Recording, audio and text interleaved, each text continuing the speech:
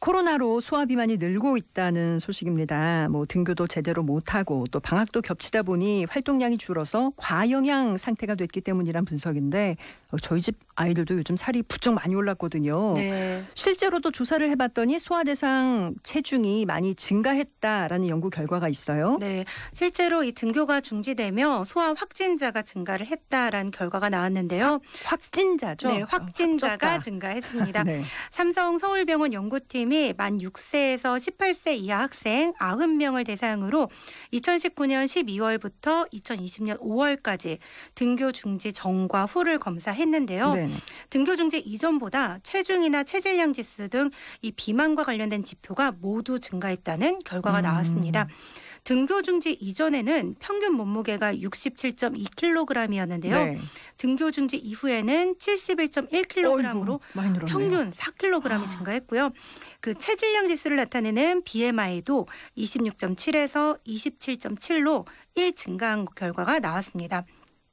활동량은 줄어들고 먹는 양은 계속 늘어나다 보니 자연스럽게 학생들의 체중이 지금 늘고 있는 건데요. 소화비만으로 병원을 찾는 환자도 늘고 있다고 합니다. 정은아 한의사 얘기 들어봤습니다.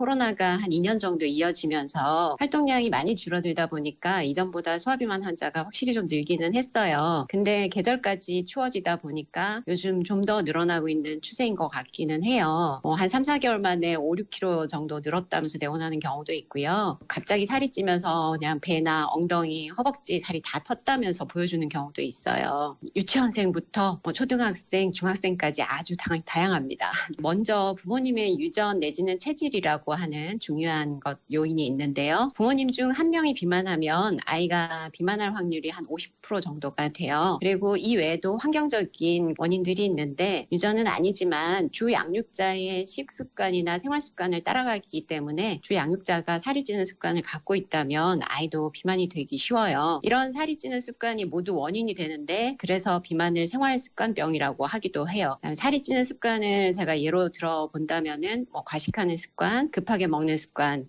불규칙하게 먹는 습관, 늦은 시간에 먹는다든지 TV나 폰, 책 등을 보면서 먹는 습관이 있다든지 기름지거나 달달한 음식을 좋아하는 습관, 외식이나 배달 음식 등을 자주 먹는 습관, 신체 활동량이 적은 습관 등등이 이에 해당하고요. 또 아이들 요즘 심한 스트레스가 원인이 되어서 비만이 되기도 하고 드물지만 질환에 의해서 비만이 되는 경우도 있습니다.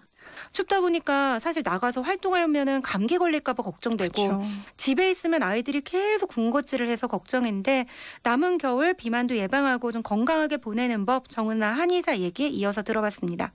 이런 계절에 소화비만을 예방하기 위해서는 일단 활동량을 늘려야 하는데요. 아이들이 아침에 일어날 때 그 이불 속에서 개헤엄치듯이 1, 2분 정도 마구 움직여서 몸을 따뜻하게 데워주면 이불 밖에 찬 기운에 적응해서 활동하기가 훨씬 수월해지니까 좀 활용해 보시면 좋겠고요. 또 매일 최소 30분 정도의 유산소 운동을 하면 좋은데 줄넘기, 훌라후프, 트램플린, 달리기, 탁구, 농구 등등 애들이 즐겁게 할 수 있는 운동을 꾸준히 할 수 있으면 비만도 예방하고 키도 잘 클 수 있겠습니다. 또 규칙적인 수면이라든지 식사 시간을 잘 지켜가지고 인체의 면역력은 꼭 유지를 좀 해줬으면 좋겠고요. 고지방, 고열량 음식은 줄이고 단백질과 섬유질이 풍부한 음식들을 위주로 식단을 짜는 것이 정말 중요하겠습니다. 마지막으로 한 가지만 더 팁을 드리자면 온 가족이 식판을 사용해서 적절한 양을 골고루 먹게 하면 좋겠습니다.